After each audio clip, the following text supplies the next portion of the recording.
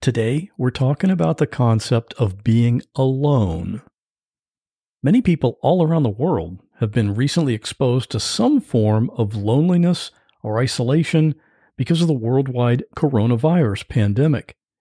This problem started a little over a year ago, but for a lot of people, it seems like it's been longer than that because they've had to stay at home in order to avoid getting infected. Prime Minister Boris Johnson issued this announcement to residents of the UK back in March of 2020. From this evening, I must give the British people a very simple instruction. You must stay at home. Because the critical thing we must do to stop the disease spreading between households. That is why people will only be allowed to leave their home for the following very limited purposes. Shopping for basic necessities as infrequently as possible. One form of exercise a day, for example, a run, walk or cycle, alone or with members of your household. Any medical need to provide care or to help a vulnerable person. And travelling to and from work, but only where this is absolutely necessary and cannot be done from home. That's all. These are the only reasons you should leave your home. These were the most stringent restrictions in Britain since World War II. Very few people thought we would still be dealing with this a year later. Being isolated at home, either by yourself or perhaps with some family members, can lead to some mental health issues, and that includes the possibility of depression. At least we have some ways to connect using Zoom, FaceTime, or some other audio-video communication, but it's just not the same as being with people. Our guest today, Woniya, is actually pretty good at being alone. And we're not talking about just being stuck at home. She was brought to a remote spot in the Arctic, nowhere near civilization, just a middle-of-nowhere place, and she was left there to fend for herself. She had to build her own shelter, find her own food, and somehow stay warm in that unbelievably cold Arctic winter. Woniya was a contestant on the reality show called Alone. This was Alone Season 6, and it was called Alone in the Arctic. Right now, which is March of 2021, that whole season is available on Netflix. I highly recommend you watch it before listening to this episode. What we talk about here will make a lot more sense when you've seen what Woniya had to go through and how she handled herself out there for 73 days. I think you'll agree with me that she's pretty amazing. And if you want to learn some of the skills that she used to survive, hang around right after our conversation to find out how you can learn these things directly from her. Real people in unreal situations.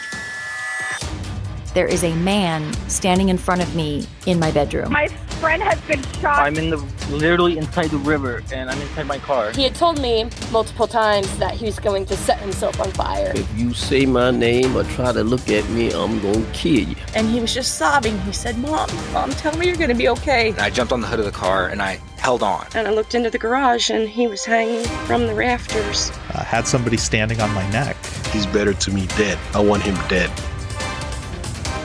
I'm Scott Johnson, and this is What Was That Like?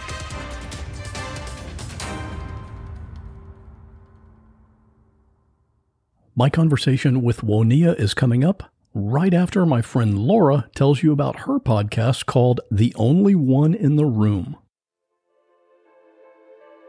What's your only one story? 2 years ago, I wrote a viral article about being the only Black woman at a 600-person retreat, and the responses were so phenomenal and widespread that my co-host, Scott Slaughter, and I created a podcast to tell those stories. This podcast is for anyone who has ever felt alone in a room full of people, which is to say that this podcast is for everyone. Listen to The Only One in the Room now, wherever you get your podcasts.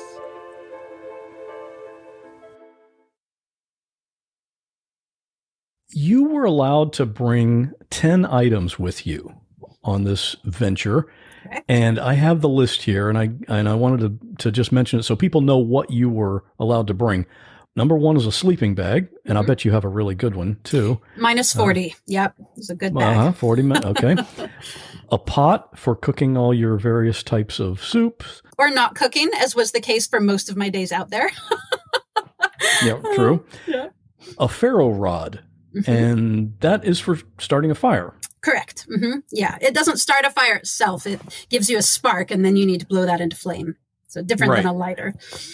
I saw that one of the other contestants decided to not bring a pharaoh rod, and it seemed like he regretted that pretty early on. That was a bold move. He was the first person, I believe, in the history of the show to not do that, and to make that choice going to the Arctic was very bold. And yeah, he was very lucky because he was having a very hard time. I would not have made that choice. I prefer friction fire to a pharaoh rod. I actually hadn't used a pharaoh rod very much in my life, but knowing that it was a very extreme environment where I might not be familiar with the plant life, it's not a choice I would have made. So he was lucky because he happened to get a cutting board that washed ashore that was a different type of wood than any that was available. He probably wouldn't have been able to make a fire if that hadn't happened. Right. He could have been out sooner anyway. Yeah.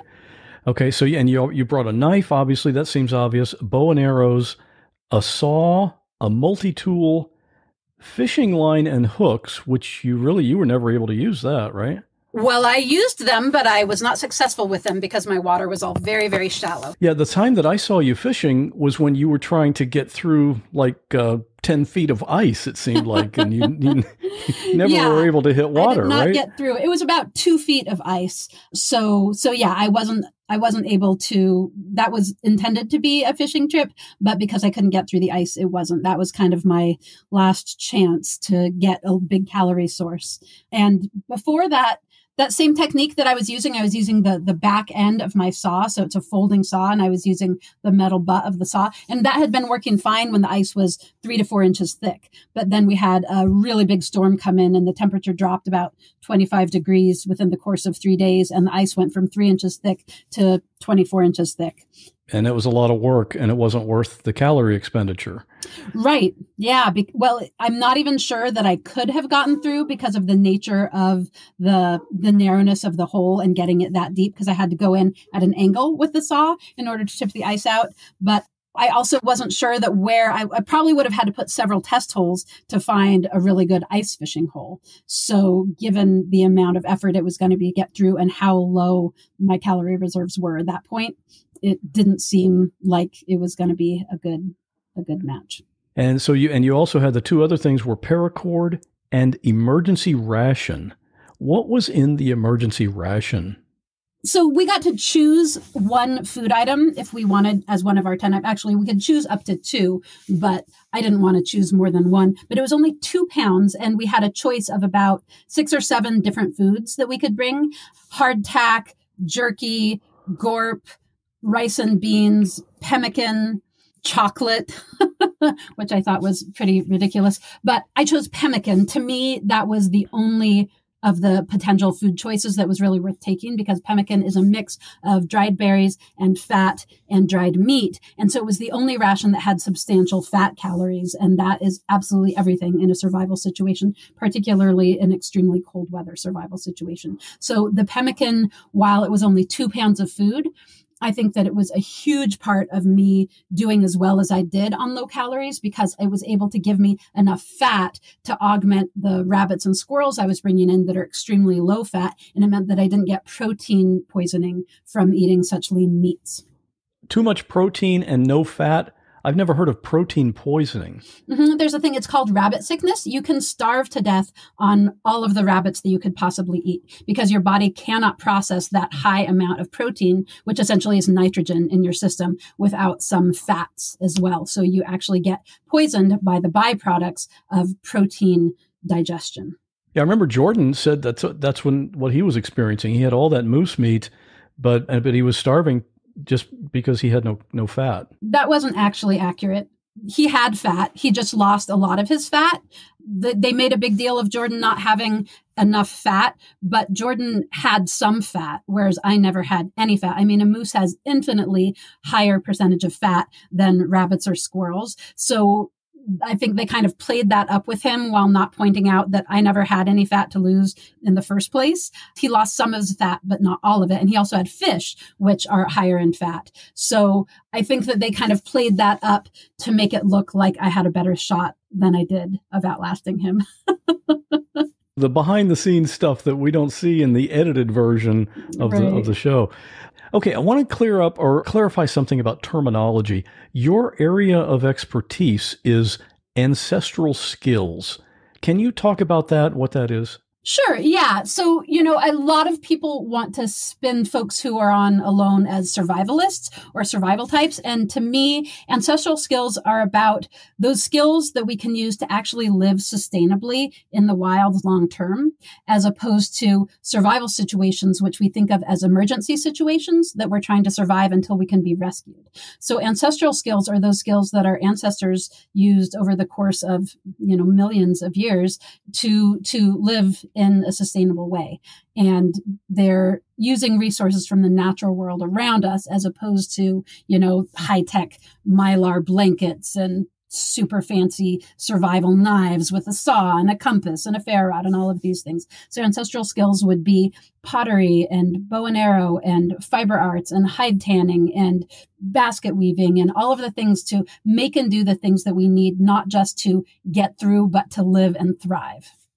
So you already had those specific skills. What did you do to prepare for the show? I mean, what was your strategy going in? I really didn't spend much time in preparation for the show in terms of skills. I have been studying this stuff since I was 19 years old, and it's been a huge part. I mean, I've been teaching since I was 22. So the skills were already my strong suit, and I spent a lot of time putting work into building gear for the Arctic. So most people, up until the time I was on, most everyone who'd ever done Alone went out with a bunch of really high-tech gear. And instead, I decided to put my trust in the gear that I know. My business is Buckskin Revolution. I teach hide tanning and making buckskin clothing and wool and fiber art spinning and felting and making our own gear with natural materials. And so I decided, rather than trust high-tech gear, which is not something that I espouse in my normal life, that I was going to go with the things that I know and believe in, even though I was going to a far more extreme environment than I ever had. So I hand knit 2 sweaters in preparation for Alone. I made wool or a buckskin and fur parka, all hides that I tanned and sewed myself. I made my own boots with all hand felted and hand tanned furs and leather. So I was making a ton of the things that I brought out there so that I would have gear worthy for Arctic conditions. So you're just completely self-sufficient pretty much. No, I wouldn't say that, but if I needed to be, I could be. I have the skills to be more so, but I live in modern America. And at one time I wanted to just disappear into the woods with my knife and nothing else and never come back. But I recognize now that community and relationships and also sharing these skills and giving people a sense of hope and inspiration is more important than living the totally pure lifestyle myself. What's the typical process to get on this show? There are a lot of different ways, and my process was different than a lot of people because the show sought me out and contacted me and invited me to apply. So a lot of people are doing everything they can to get noticed by the show and put an application in and hope that they get a call back. So I kind of joined the application process further in. And in my case, it was some conversations with the casting director and then making a bunch of videos highlighting my skills for them. And then at that point, getting the invite to come to what they call boot camp. So they have, in my season, I think there were about 20,000 people who had applied because my season had gone through, it was the 3rd year where I should say, let me back up. So season 4 was a pair of people going out, either husband and wife or father, son, brothers, that kind of thing. And then season 5 was returning people who had already been on the show. So they had 3 years of accumulating applications for my year. because seasons 4 and season 5, they weren't taking new applications. And so season 6, they had the glut of all of those. So it was a much, much more competitive year. There were a lot more applications. So from those 20,000 people, they selected 22 and brought us to a boot camp, which was a week, all kinds of testing, from camera testing to medical and psychological evaluation and skills evaluations and rigorous testing. And then from that, they chose 10 people to be on the season. How much did you get to meet with the other contestants ahead of time? Were you able to kind of see them and evaluate them and kind of gauge what kind of competition they would be? Yeah, I mean, I would say that it was much more a place of camaraderie and bonding than a place of gauging one another. But that is also true. So we during the boot camp time in New York, we were all together. So there were 22 of us, and it was incredibly bonding for sure. And then of that, we didn't know which 10 were selected until we showed up to the orientation and base camp. I wasn't out there for the competition aspects. I was out there for the experience, but not to, go out there and kick someone else's butt. It seems like for a lot of people, the draw to this, of course, would be the money, $500,000. But that seems like it would attract people who were kind of what you might call outdoor hobbyists and who think, well, I'm tough, I can just suffer longer than anybody else, as opposed to someone like you who just loves being outdoors and actually knows how to survive. Does that make sense? That's absolutely the case. Yeah. The vast majority of the folks, I would say, of my season, everyone who's out there besides myself and Ray, I would say the money was the major motivation for. But Ray and I both had a different perspective on it and really appreciated one another and were kind of support for one another and staying true to our ideals and not having it be about the money. I think that you really see that in watching the show. You really see the people who it's all about the money. And one of the things that we talked about, and we met an alumni of the show who actually happened to be a long-term friend of mine, but they had a person who was on the very first season meet with us at boot camp and tell us, if you're in this experience for the money, you've already lost. Because if you look at the odds, 10 people are going out. One of those 10 people is going to come away from the money. So you have a 90% chance of not meeting your goal if it's all about the money. And that would be if the playing field was even, but it's not remotely even. So it's actually far, far less than a 10% chance for most people.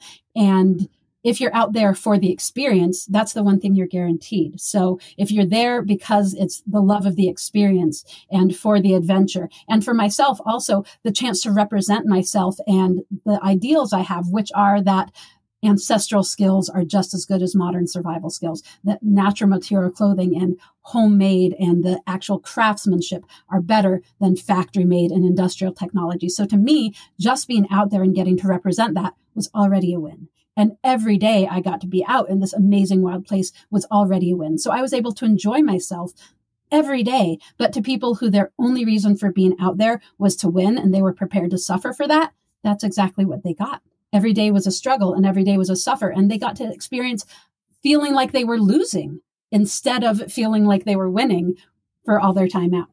Right. And it was very clear that you were just in your element out there and enjoying being outdoors, even though most people would look at that and say it's suffering. You're freezing cold, you're all alone. And you mentioned, assuming the odds are equal, they're not, and obviously they weren't equal. Ray seemed like he got kind of a bad deal on where he got placed. He did. He was on an island. He was the only one of us that was on an island. So he had zero chance at big game. I mean, depending on our spots, for example, all of the women were placed in a spot that had zero fishing. I had the least fishing experience of the women out there. The other 2 women are fishing guides professionally, and neither of them were able to bring in fish. None of us were, because we were all in very, very shallow water. So just the where you get placed. And Jordan is incredibly skilled, but he also happened to get the cherry spot that had tons of small game, access to fish, and big game. And Ray, in contrast, on an island, there were maybe 3 squirrels on the island. Once he had shot one of them, what was he going to eat? He had a lake. He was able to do a little bit of fishing, but yeah, the spots are not equal. The skill sets are not equal. Of course they're not. I mean, everyone's coming from a different place. And as you said, you have some outdoor hobbyists and some people who it's a life way for them. I mean, Jordan Jonas has spent years living in the Siberian tundra by himself on what he can hunt and catch. So that is not an even playing field. And that's reality. That's life. So that's okay. But yeah, the vast majority of people aren't going to come away with 500,000 in my case, 1 million in season 7, but aren't going to come away with the money. So you'd better be out there for something besides the money. Were you aware how far you were away from the other people? No, they actually, it's kind of funny. It's kind of like playing pin the tail on the donkey, because when they place us by helicopter, I mean, they went around and around and kind of disoriented us so that we couldn't tell how far from the base camp we were, how far from one another we were. I could see the helicopters as they were dropping other people, or I could hear them. I often couldn't see them. So I had some very, very vague sense, but no, it's a vast, vast area. That lake is 400 kilometers long. So it's a huge wilderness. And people sometimes with our season have said, they weren't that far out. Yellowknife is a big town, which is true, but we were a half-hour plane ride from Yellowknife. We were probably 200 kilometers at least. So people don't understand the scale of that region. You weren't going to bump into someone else out in the forest there by chance. No. It seems to me, just watching the show and your day-to-day, it seems like the 3 biggest challenges were, first of all, just being alone all the time, the increasingly cold temperatures, because it got cold pretty fast after you got there, and the severe hunger, which you experienced. Which of those do you think was the worst or the most challenging? None of those felt enormously challenging to me. I would say the cold. I didn't experience loneliness at all. The solitude was not a challenge to me. It was beautiful. I loved it. I was bummed when the crew showed up for medical checks. Not that I was bummed. I mean, I enjoyed them. They were good people. It was nice to interact, but it really shifted my psyche. And when you're so attuned to being alone, it's very jarring to have human contact. It was not the mind frame I was in. So it was not my preference to have to interact with them when they came out. It wasn't what I was there for.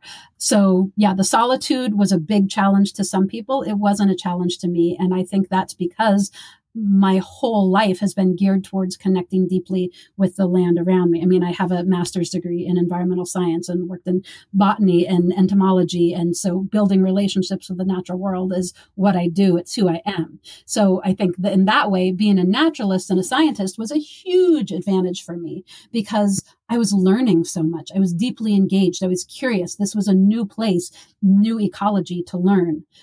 The hunger was uncomfortable. I had obviously never gone anywhere near that long with so little food. And thinking about it before having gone, I would have said, I don't think I could do that. That's probably going to be incredibly challenging. Not to say that I enjoyed it. I certainly would have rather had food, but it was also fascinating to experience the edge of survival like that, to actually understand what a calorie means in the body in a way that almost no modern humans do. And the discomfort passes pretty quickly. You get used to not eating. I had some pretty massive issues with constipation. That was really uncomfortable. That was from so little calories and so little fiber. But the hunger itself, I wouldn't have chosen it. I wouldn't be thrilled to repeat it, but it wasn't anywhere near as hard as I think the average person who has never gone without food experiences it. And I think that there is a reason why almost every religious tradition in the world uses fasting as part of their ceremony, as part of their religion. If you look at all different religions all around the world, fasting is a regular part of it. There is something about deprivation that really gets you in touch with spirit in a different way and gets you in a different way of relating to yourself and the world around you.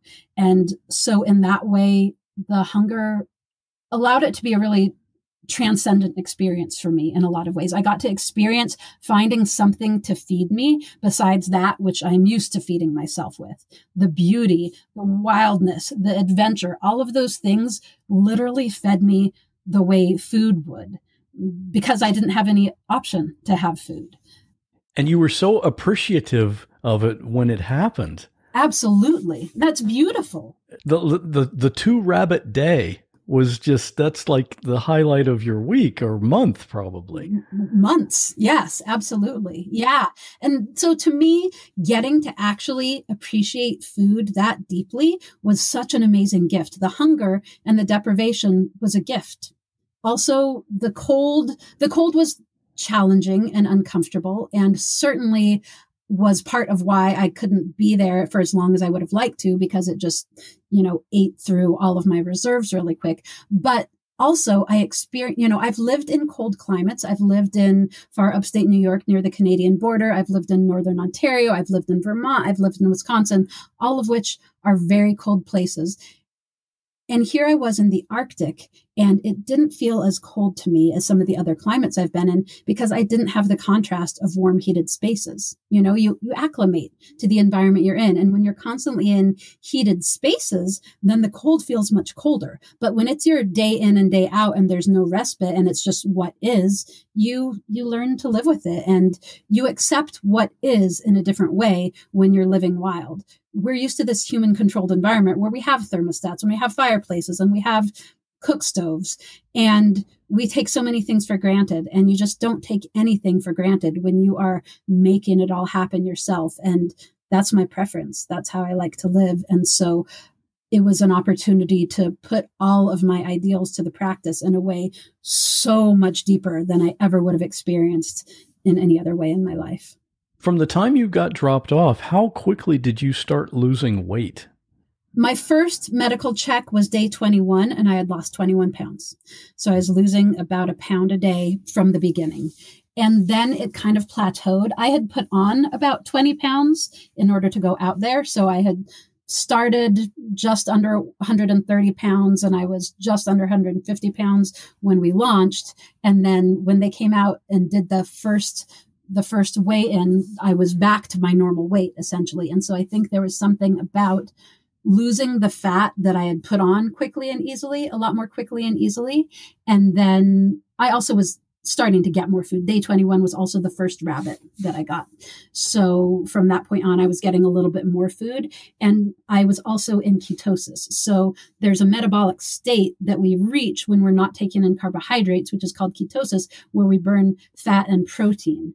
Fats more if we have them. And so it's actually much more efficient than carbohydrate metabolism. So by the time I switched into ketosis, I was actually going through calories less quickly. And also, as a woman, my metabolism is a little bit slower. So I actually had an advantage. Like if Jordan and I had had anywhere near the same amount of food, I probably would have done a lot better, because he's this tall, lanky guy.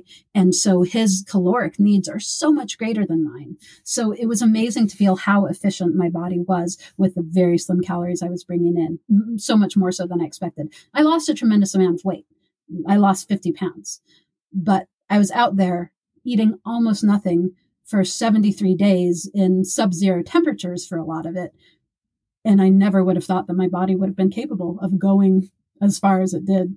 Yeah, and you were active. You were using up calories too. You had to build your shelter, and I was not sitting around at all ever. Yeah, a lot of people's strategy is to go out and just sit and conserve calories, but I was doing everything I could every minute of the day, often by headlamp well after the sun was down, just trying to do everything I could to be able to. My goal was to stay through the winter. I did not want to leave. It wasn't about hoping that everybody else would leave so they could come and get me. It was about hoping that it would be a full winter before it came down to the last few people. I know they monitor you and they do regular med checks and everything, but it seems like, even though this is a TV show, it seems like there was a very real actual risk of death. Like, I mean, if you fell or you had a problem or anything like that, it's not like they're going to be there in 5 minutes. No. And in fact, the idea of safety and the red button you can push, it really depends on your spot. When you get that far north, the satellites don't work very well. They're so low on the horizon. So I would have to walk around for a while just to find a signal in order to get a message through to them. So the idea that they could come in time to help me if I got into trouble, was really not a fact. I knew that I was out there on my own, and that if I got into trouble, it was pretty much me. And particularly as it got later in the season and it got much colder, they could only fly the helicopter during daylight hours, and it was the Arctic, in November. So it was about 3.5 to 4 hours of daylight. So that was 21 hours that they couldn't get to us at all, even in the best of conditions. And then you look at blizzards and storms and weather conditions. I mean, again, this is the Arctic, roaring winds, really cold temperatures. So the reality of rescue was pretty low. And I knew that from the get-go. So if you're going to break your leg, you better do it in the morning. Better do it in the morning on a clear, sunny day. Yeah, which did happen. I mean, the first person who left fell and broke his leg, and it was early on when they were able to fly easily. In fact, they were still able to use boats. I mean, by the end of my time out there, the lake was frozen, so boats weren't an option. A lot of your days were spent setting traps, which you called snares, and going out and checking those snares. What's the mechanics of that? How does a snare trap work? Well, there are different ways they work. In my case, I did not bring snare wire, so my snares had to be a lot more complex, and they took me a lot more time to set up.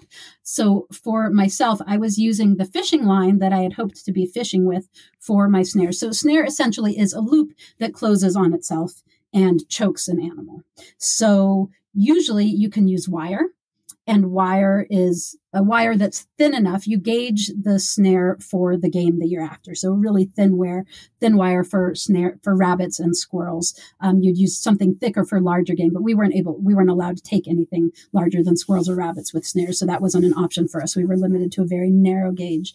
And with wire, then you can just set a snare on the ground, and the force of the animal passing through that noose, getting around their neck, their own force is going to shrink it down. And ideally, you have made a knot or a mechanism that will allow it to tighten and not loosen, because otherwise they could back up. The average animal instinct is to keep running and to keep moving forward, not to back up if they get caught. But smarter animals can sometimes get out of snares. In my situation, my snares were fishing line, and that meant all an animal had to do was reach around and snip it with their teeth to get out. So that meant that I had to make a snare that was mechanically set up to lift the animal up and off their feet so that they were hanging from the snare and couldn't just reach around and bite it off. 90% of the animals I caught in my snares chewed their way out.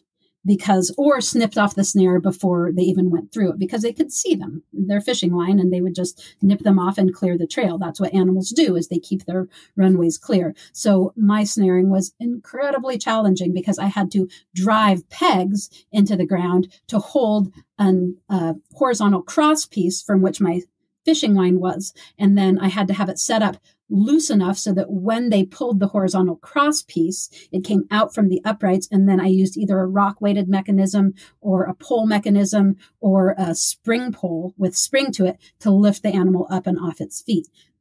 What that meant is that I could only set my snares in areas that had soil that was strong enough to hold my pegs. Once it got cold enough that the ground was constantly frozen, it was incredibly challenging to set them. But regardless, even before that, I was on a rock peninsula, so there was very little soil. It was mostly either bare rock or sphagnum moss, neither of which you can drive stakes into. So the reason why all day, every day I was setting snares is because it took me an hour and a half to set one snare, to find an area that actually had the conditions and had a game trail and had the sapling nearby or a branch that I could dangle a weight from, or all of the conditions necessary to make snares. So snaring doesn't have to be that complicated, but in my situation, it was. Right. And even after all of that work, and if you have success, you still had to compete against the fox who was trying to get what you had caught. Yes. So even so, say 5% of my snares actually catch a rabbit, and then I'm getting maybe 30% of those rabbits before the fox gets them. So I began doing mechanisms that would lift the rabbit higher up off the ground, out of the reach of fox. And then also I started checking my snares different times of the day, because the foxes were smart enough that they would just go around right after I set them. So I had to start outthinking the foxes and going times of day to check them before the fox was going to be making their rounds. Did you have a particular routine every day? like a schedule of it's time to do this, now it's time to do that, Yeah, it changed throughout my time there and based on conditions, but I did more or less.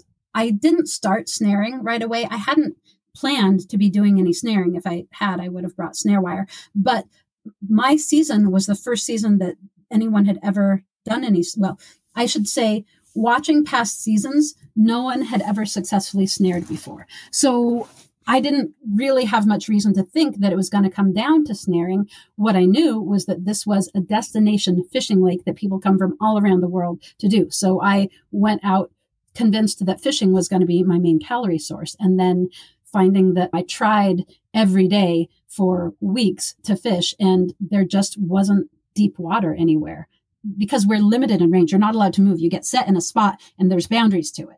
So you can't just go wherever you want to and wherever has the best resources. You're stuck with the spot you get. My spot didn't have fish.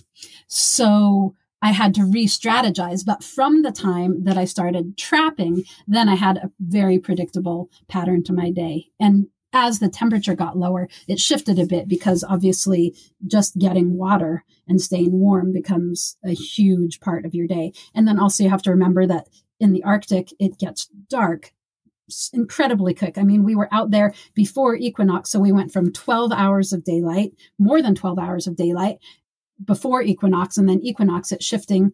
And then by the end we came out, there were less than 4 hours a day. So you have less and less time to do all the things you need to in a day as life is getting way harder and it takes more time. It takes time just to thaw enough water to keep yourself from being horribly dehydrated.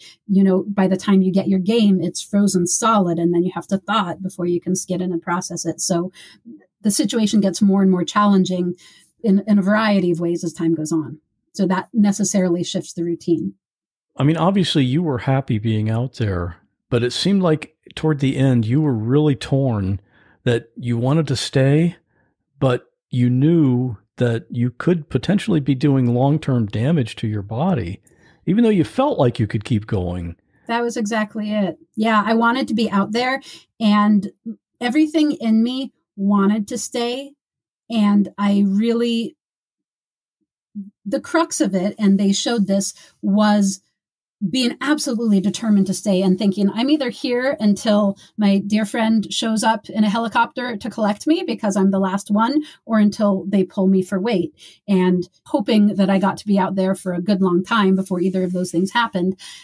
And then we got to the point where my birthday was coming up and I thought, what is the gift I would like to give myself for my birthday? And at first I thought, well, obviously, to spend my birthday in this amazing, beautiful, wild place, living the life I've always dreamed of, that would be the best possible gift I could give myself. But concurrent with getting closer to my birthday was the first time that I was really starting to feel in my body the changes that the medical team had been telling me were happening all along. But I didn't want to hear it, and I didn't really believe them. They had been telling me for a while that I was getting dangerously skinny and that they were concerned about me. And I felt fine. And I said, no, you're crazy. I'm good. This is great. I feel wonderful. It's not an issue. And just towards the end, about day 70, I had one medical check where they asked me, they said, how are you sleeping? How does it feel to sit on the ground? Like, is it uncomfortable with your bones jutting out like that? And I was like, no, I don't know what you're talking about. I just need to put a few more boughs on my bed. It's just because the boughs are spreading, so my bed isn't as cushy. And then I actually started to feel my body and I could feel my bones jutting out. I could feel the changes that they were talking to me about. And then I was sitting in this place. What is the best gift I could give myself? I know that I'm someone who has the capacity to push myself to a point of doing myself harm. Like this is a thing that I do. I can work through the night easily. I can forget to eat. I'm a very driven person and I have the physical strength and capacity to push myself beyond what's good for me. And I thought, what would be the most life-changing decision I could make? Yes, the idea of staying out here and making a lot of money, that would change my life. But what are my actual values? I've never been a person who's put money above my freedom, above my health, above making and doing for myself. So if I was to let go of some of my most closely held values for money and on national television, would that be a win? Would that be a gift to myself or to the world? The biggest gift to me would be to show myself that I value myself and my well-being more than anything else, more than proving myself, more than a particular competitive goal, more than money, more than all of these things that our culture tries to tell us we're supposed to value. That would be the strongest message to myself and the strongest message to the viewing public. And in fact, it was a really amazing epiphany.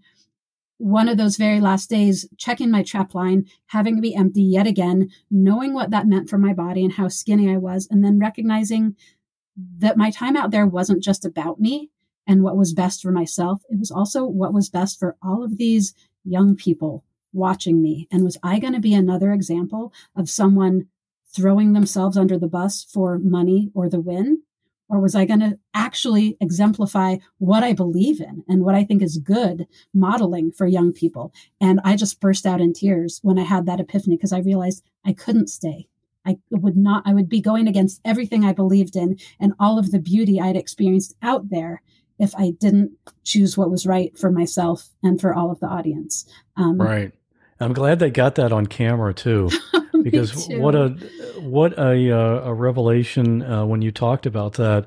I mean, you talked about it first that you wanted to make the right decision and exemplify what you stood for, and then you said, "Today's my birthday," and oh, that was like a gut punch to hear that. Like, this is happening on her birthday, man. Yeah.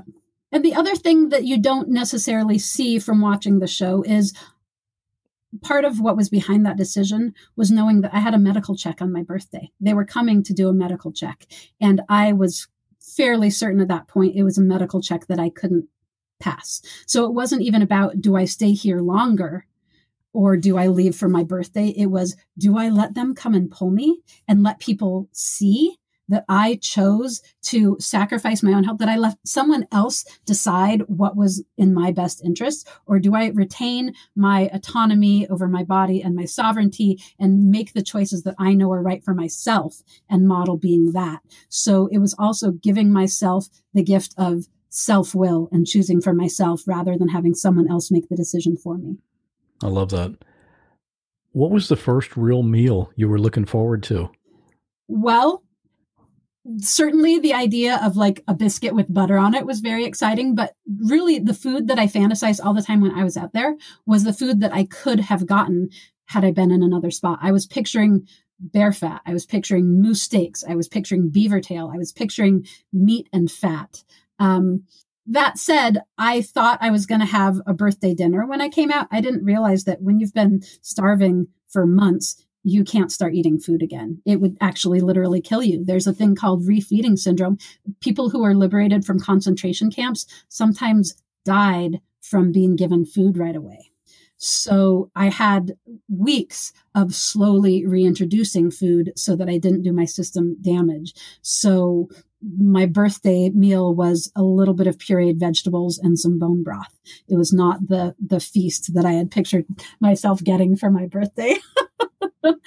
But one of the first time that I was able to eat what I wanted to eat was at a brew pub there in Yellowknife before going back. I think I got to have like a burger and fries after weeks of slowly getting back and reintroducing, little bits of food, a little bit at a time. But at first I got given, like a quarter cup of food at a time because my stomach and my whole digestive system were pretty shrunken. Yeah, tiny. Let's talk about your work now. Mm-hmm. What do you do every day now? Well, the very ironic thing is that these days I am working really hard to teach these skills to so many folks who just have realized how important these skills are because of the coronavirus. These days I'm spending a lot of time in front of a computer rather than out in the wild because I'm doing that via video because global pandemic. So my work has always been teaching ancestral skills. I've also often worked various odd jobs doing different things in order to be able to afford to be living a wilder, less conventional life, off-grid homestead, that kind of thing. But these days, my life looks more modern than it has for most of my adult life because I am on computers more and teaching over Wi-Fi and such. I'm also working on a couple of different books. I have a book that I'm working on about my time on Alone, as well as a book that I've been working on for many years about sewing with buckskin, so making buckskin clothing. So both of those projects are a lot of my time, and still doing a lot of crafting, but less than I was doing before I was teaching about it online. So I've created the Buckskin Revolution Academy, which is a variety of online courses about a lot of the skills that I used while I was out on Alone. So for people that want to learn that kind of thing, they can learn it from you online. Absolutely. Yep. You've got a big gathering coming up now. What's that all about? Yeah. So I am used to traveling around the country teaching at gatherings where people come together to learn these skills. When the coronavirus pandemic hit last March and things started to shut down, all of those gatherings were canceled. And so I decided to go ahead and do an online version, thinking that it would be a one-time thing because of coronavirus. Well, I found that I reached so many people who never would have even known about these skills gatherings and wouldn't have the capacity to get themselves to one in person. And the impacts on people were just amazing. And I realized that this was a really important and needed thing, not just during pandemic times, but for all of those people who are hungry for these skills and have no other way to get them. And through doing those gatherings, I've also created a really flourishing online community of people who are now online regularly, posting questions. I just had someone post a picture of a willow basket they had made, just taught themselves willow basketry. My buckskin sewing course is on there, and people are posting pictures of all of the beautiful buckskin garments they've made since taking my course. So I've got this online community of folks with a bunch of different subjects, even ones that they haven't learned from me, who are supporting one another in their learning journey with nature connection and hide tanning and buckskin sewing and all aspects of ancestral skills, off-grid living, and related subjects. So if someone wanted to join that spring gathering, I mean, that's coming up pretty soon, right? I mean, as we're recording this is going to be live on March 26th of 2021. And your online gathering is starting pretty soon. It starts April 5th. So yeah, I should still have, I won't be closing registration until I reach a critical threshold so that I still have time and attention for everybody in there. But by March 26th, I believe I'll still have spots available. And they can sign up, and it is a 6-week event, but they have 6 months to do all of the courses and 6 months of access to the online community. And it has 4 different tracks: wilderness living and survival, awareness with a focus on birds and plants and nature connection, homesteading and sustainable foods, and ancestral skills and handcrafts. So depending on your subject of most interest, you can focus on a specific track and go along with other people who are interested in that as well. Or you can take all of the tracks, or you can sample from all of the different tracks. So it's a broad range of different skills, and you kind of design your own journey with it. It's mostly pre-recorded classes that people can watch on their own schedule. Then there's also community calls and myself and peer mentors and this ongoing community forum. This is a big thing. This is not just an hour of training on Zoom. You've really put together a big thing here. Yeah, it's a well-curated, full learning journey, appropriate for both beginners. And I have folks in the gathering who've been doing this stuff for decades too. So it's designed for all skill levels and for everybody to get something out of it. Good. Well, we'll have a link to that in the show notes for this episode, as well as your website, which is buckskinrevolution.com. And I know you're also on YouTube and Instagram and Facebook, and you got a Patreon, and you're all over the place. You know, I just now thought of this. You might be training a future contestant. There is someone who is in my fall gathering who is being considered for the next session of Alone, the next season. So yes, I absolutely could be, and potentially am right now, helping out the next Alone participants. That would be pretty awesome. It would be, yeah. Is there anything that you wish people would ask you about this experience that nobody ever does? Yeah, absolutely. You know, a lot of people, when they hear about the alone experience, particularly in the Arctic, they want to hear about all of the things where it's so hard. And I wish people would ask me more about what was beautiful and what was life-changing and what I loved about it, as opposed to what were the biggest challenges and how did I manage that degree of suffering.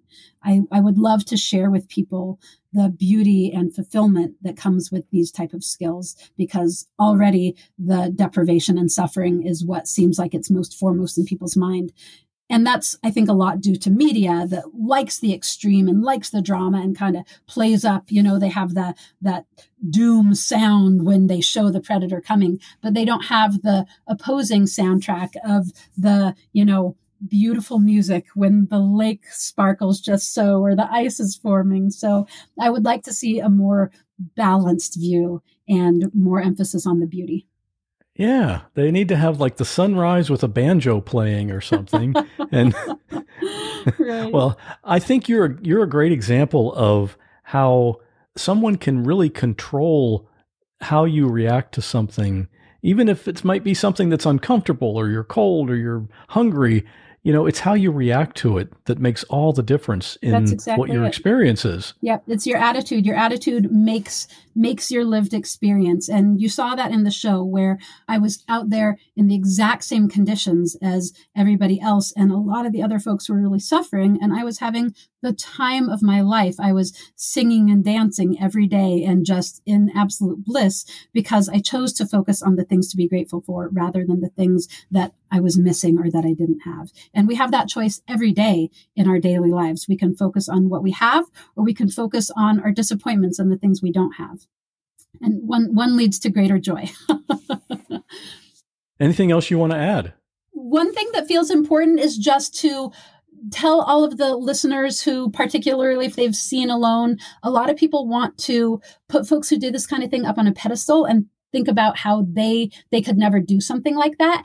And I want to just encourage people to recognize that you too can do all of these things. And in fact, it's what you evolved to do. All of our ancestors up until a couple hundred years ago were living lives out in the wild, making and doing, hunting and gathering and doing for themselves. And we all have that capacity within us. And we never know what we're capable of until we're actually in a position where it's what we have to do. So I want to encourage everyone to believe in their own capacity. Isn't she great? I really enjoyed talking with Woniya, as you could probably tell. And if you're interested in joining her spring gathering and learning for yourself about wilderness survival or ancestral skills, she's created a special discount code just for listeners to this podcast. So when you sign up, use the promo code WWTL15. That's WWTL15 for a discount off the enrollment price. And that promo code expires on April 1, 2021. And a couple of other things. Raw Audio 12 is now live. I know lots of people love hearing the actual 911 call audio and the stories that go along with them, and those extra episodes are what you get when you sign up to support the show for just $5 a month. That's over at whatwasthatlike.com/support. So in this newest Raw Audio episode, a social worker suspects the worst when she's blocked from a supervised visit. I'm afraid for their lives. Okay, has he threatened the lives of the children previously? A young man takes too many Mucinex DM pills and does something he later regrets. Okay, what do you mean you murdered your roommate? I shot him 3 times, then I used the axe and mutilated his body. And a 2-year-old girl goes missing for 2 days before a volunteer searcher finds her. Describe to me what she's wearing, sir. She's a purple shirt and gray pants. Okay, does she have her shoes on? I don't know. She's got her feet in the weeds. As a supporter, you get access to all 12 of the Raw Audio episodes, as well as the future ones that I release regularly. That's at whatwasthatlike.com/support. And finally, I got a voicemail from Rich, who has a question. Hey, Scott. This is Rich right here in the Tampa Bay area. Love your show. I subscribe to several podcasts, but yours, What Was That Like, is the only one I listen to consistently, and I tend to let you build up a few, 3 or so, and then I'll binge and listen to all 3 of them. I've listened to every single one you've had, and I really appreciate them, so thank you very much. Please keep it up. Question for you that you didn't get asked on a Q&A, maybe you can answer at some point, is have you ever done a podcast or interview, I should say, and you never published it or released it? Or maybe you've held it for 6 months because you weren't sure if it's really appropriate or you had some concerns about it or whatever. Just asking. Anyway, thanks again. Take care. Bye. Thanks, Rich. Yes, that has happened, actually a couple of times. The one that comes to mind, though, is the first time it happened. Here's the thing. Most of the people I have on the show to tell their story are not professional public speakers. They aren't used to being interviewed. And there's really kind of an art to being interviewed. When you're a guest, especially with some kind of a really unusual story like what we do here on this show, you want to really give all the details, paint a picture in the mind of the listener. One thing I always tell each guest before we start recording is that they don't need to be brief to save time. I don't care about time. What I care about is getting all the details of the story out there, because the details, that's what everyone wants to hear. It's what makes the story interesting. And I really just don't want these stories to be interesting. I want them to have you on the edge of your seat to hear what happens next. If you're listening in your car and you get home before the podcast is over, I want you to have to sit in your driveway so you can hear the end of it. I know what that's like because I've had those driveway moments myself. And since my guests aren't usually accustomed to being interviewed, a lot of that is on me. I need to ask open-ended questions like, what was going through your mind when that happened? A really bad thing to ask is, were you scared? Because then you get the answer, yes, and that doesn't really go anywhere. Well, there was one guest who had this really crazy story, and I'm not going to say where this happened or what country it was in, but I get stories from all over the world. He was on his treadmill getting ready to work out, and his treadmill happened to face an outer wall, and suddenly a car came crashing through that wall, and it ran right into his treadmill and it knocked him to the ground. And of course, there were all kinds of questions to be answered at that point. Was he injured? Who was the driver? Why did they crash through the wall? Who's responsible? Were there any witnesses? Does someone need to call an ambulance for anyone? All kinds of stuff like that. The problem was, I kept trying to get the guest to tell the story, and he would only give me a sentence or two at a time. No details. It was more like he was just reciting the facts of what happened. And without those details, we were all done in less than 15 minutes. Well, for each episode, I really shoot for the story itself to be at least 30 minutes. And as you know, many of them go much longer than that. So a 15-minute podcast just doesn't cut it. So that particular story just never got released. But thankfully, those cases are pretty rare. And thanks to Rich for calling in with that question. And if you have a question or comment for me, I would love if you would call in and leave a voicemail just like Rich did. You can call the podcast voicemail line any time of the day or night, and no human ever answers. It's just a place for you to leave a message. If you mess up what you want to say, just hang up, call back, try again. The phone number to call and leave your comment or question is 727-386-9468. So that's going to wrap it up for this episode. I've got lots of amazing stories in the pipeline, and they're all coming up soon. So make sure you subscribe or follow or whatever your podcast player calls it. Either way, the What Was That Like podcast episodes are always free. And when you subscribe, you're sure to always get the newest one as soon as it gets released. Stay safe. I'll see you next time.